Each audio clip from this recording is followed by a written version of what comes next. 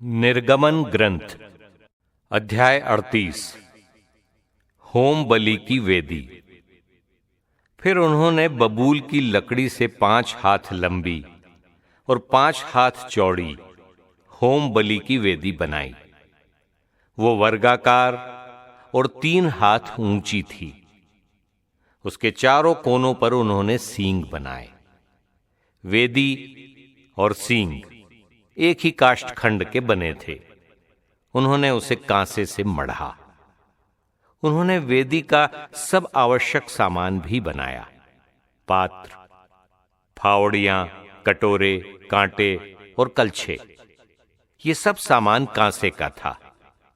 उन्होंने वेदी के लिए कांसे की जाली की एक झंझरी बनाई, जो वेदी की आधी ऊंचाई तक पहुंचती थी। उन्होंने जाली के चारों कोनों पर डंडों के लिए कांसे के 4 कड़े बनाए। डंडे बबूल की लकड़ी के बने थे और कांसे से मढ़े थे। तब उन्होंने डंडों को वेदी के दोनों ओर के कड़ों में लगाया, जिससे वेदी उठाई जा सके। उन्होंने वेदी तख्तों से बनाई। वो अंदर खोखली थी। चिलमची, उन्होंने दर्शन कक्ष के द्वार पर सेवा करने वाली स्त्रियों के दर्पणों से कांसे की चिलमची बनाई और उसके लिए कांसे की चौकी भी बनाई। आंगन, फिर उन्होंने आंगन तैयार किया। आंगन के दक्षिणी किनारे के लिए उन्होंने बटी हुई छालटी के 100 हाथ लंबे पर्दे बनाए। साथ साथ कांसे के 20 खूंटे और कुर्सियां, चांदी के अंकुड़े और पट्टियां। उत्तरी किनारे के लिए उन्होंने 100 हाथ लंबे पर्दे, 20 कांसे के खूंटे और कुर्सियां तथा चांदी के अंकुड़े और पट्टियां बनाई। पश्चिमी किनारे के लिए उन्होंने 50 हाथ लंबे पर्दे, 10 खूंटे और कुर्सियां तथा चांदी के अंकुड़े और पट्टियां बनाई। पूर्व का किनारा 50 हाथ लंबा था। प्रवेश द्वार की एक ओर 15 हाथ लंबे पर्दे, 3 खूंटे और कुर्सियां थीं। दूसरी ओर भी 15 हाथ लंबे पर्दे, 3 खूंटे और कुर्सियां थीं। इस प्रकार द्वार के दोनों ओर पर्दे थे। आंगन के चारों ओर के पर्दे छालटी के थे। खूंटों की कुर्सियां कांसे की थीं और अंकुड़े एवं पट्टियां चांदी की थी। खूंटों के अंकुड़े और उनकी पट्टियां चांदी की थीं। खूंटों का ऊपरी भाग चांदी से मढ़ा था और उनकी पट्टियां चांदी की थी। आंगन के द्वार के लिए नीले, बैंगनी और लाल कपड़ों तथा बटी हुई छालटी के कपड़ों का पर्दा बनाया गया। उसमें बेल बूटे कढ़े थे।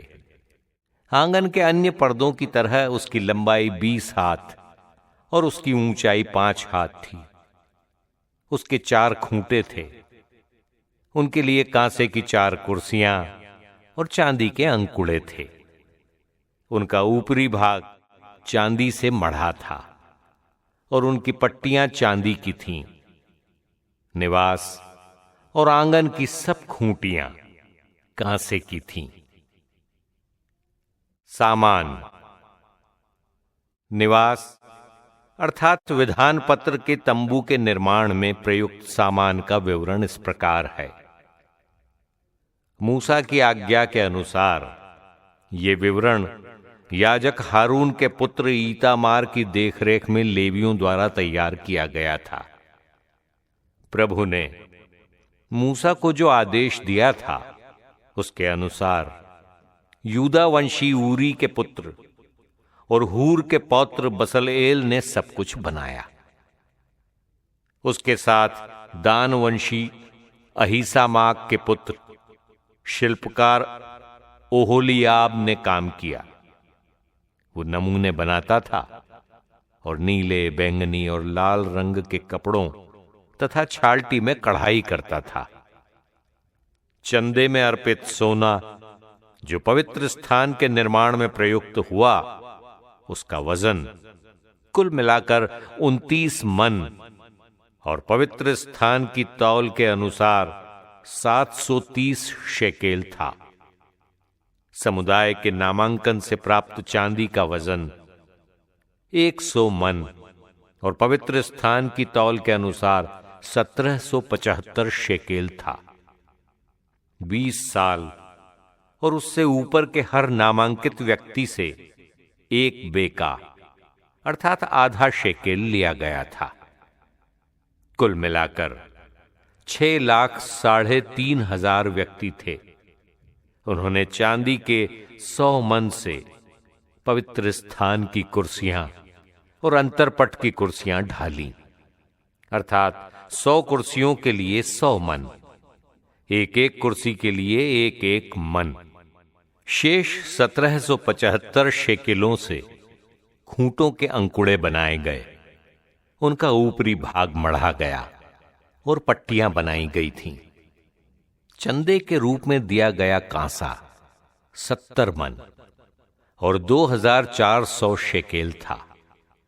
इससे दर्शन कक्ष के द्वार की कुर्सियां, कांसे की वेदी, कांसे की झंझरी और वेदी के अन्य सामान तथा आंगन के चारों ओर की कुर्सियां, आंगन के द्वार की कुर्सियां, निवास की सब खूंटियां और आंगन के चारों ओर की सब खूंटियां बनाई गई थीं।